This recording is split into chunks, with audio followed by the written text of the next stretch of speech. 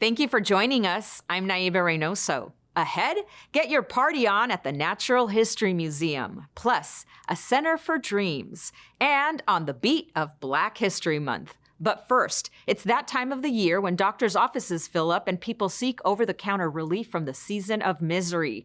A triple threat from RSV, COVID, and the flu is putting a strain on the healthcare system and can be especially dangerous for the young and elderly. Here's how to keep you and your family safe. RSV, COVID, and flu are the three respiratory viruses that are all circulating. All three are preventable in the same way: wearing a mask, washing your hands, staying away from others, stay home if you're sick. RSV is actually a virus. It's been around for decades, and it is a virus that infects the lungs. It's spread through the air when people cough, sneeze, or even just talk. There's a variety of symptoms: coughing, sneezing, runny nose, even fevers can happen. Most individuals can get over within 1 to 2 weeks. RSV can be a serious medical condition, especially in very young babies, infants, and in seniors. The individuals that are the highest risk in those two groups can get bronchiolitis, can get pneumonia, and may require hospitalization. The season that we see it circulating starts in fall and continues through winter. COVID has not disappeared. It's still very much with us. We are seeing, at least 1 to 2 dozen deaths per day still in the county. It does appear to have leveled off, but it is not gone. Now we have Omicron. So the bivalent booster is good against both Delta and Omicron. Public Health strongly recommends that individuals get vaccinated against both flu and COVID. There is, unfortunately, no vaccine against RSV. As far as influenza and COVID vaccines, you can get them both on the same day. I did so, one on each arm. Or you can space them out, you don't have. But if you want to save yourself one extra visit to the medical provider, you can get them both on the same day. Individuals are always welcome to visit our website if you'd like more information about RSV. Meet at the club? The hot new hangout spot in Pico Rivera is the Boys and Girls Clubhouse.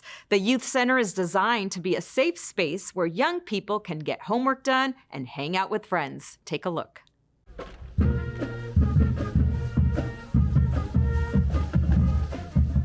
today we're inaugurating the brand new Boys and Girls Club Center here in Pico Rivera, and it's so important that we're opening the space for the young people here in Pico Rivera. And we know that if we can give kids a safe place after school between the hours of 2:30 and 6, that's the time that we know that we can supervise their homework, they can engage in games, they can nurture friendships, and it's really important that we're doing this today.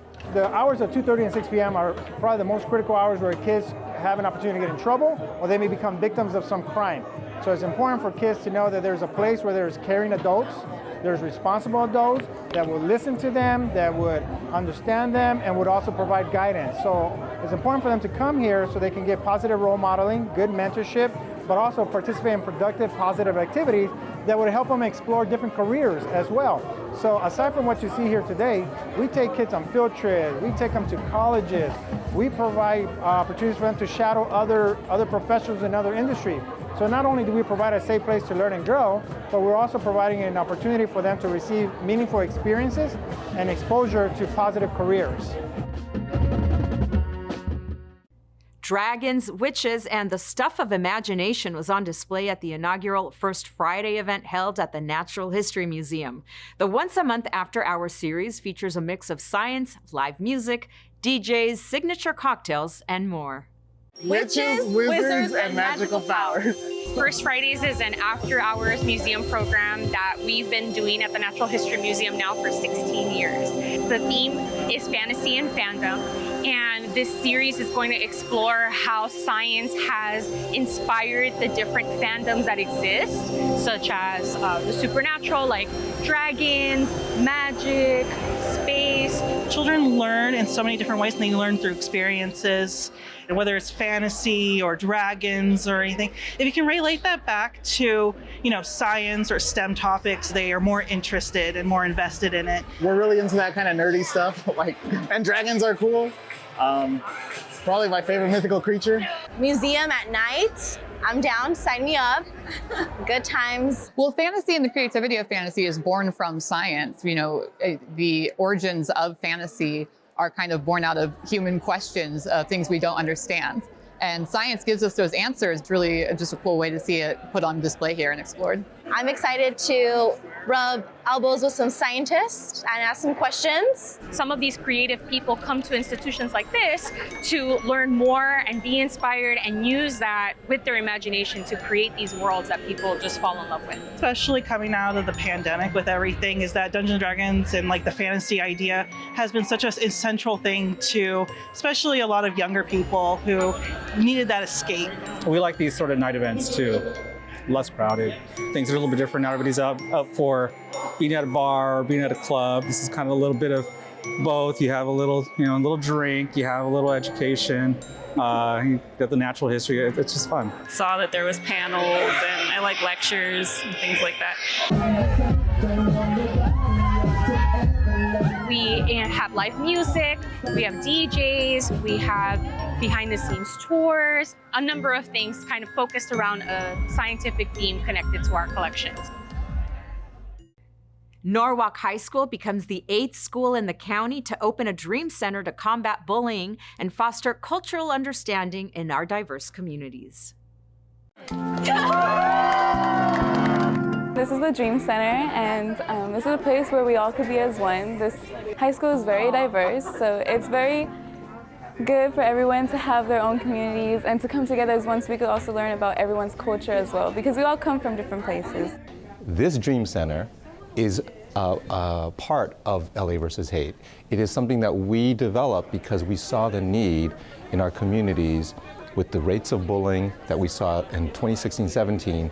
We felt like this was a critical opportunity to meet the need. We brought in a mix of students that represent different groups on campus, and they're really excited about the work that's going to take place here and how they're going to have a platform to advocate.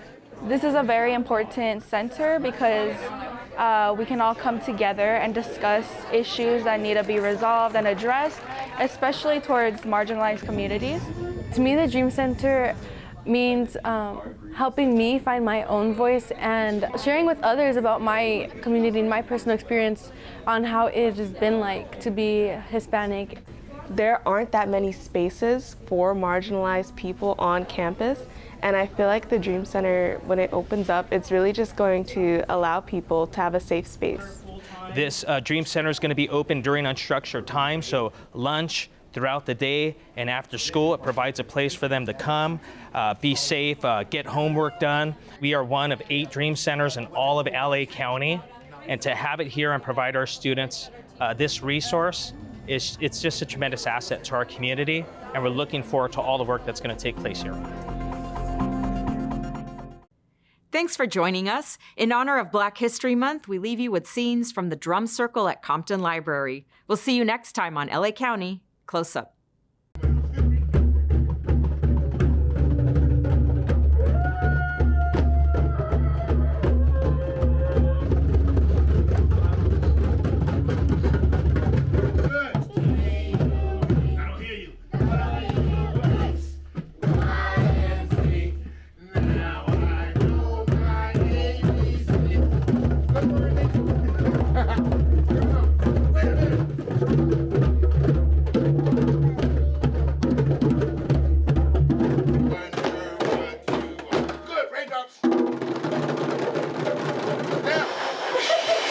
If you don't have your own teeth, hold on tight.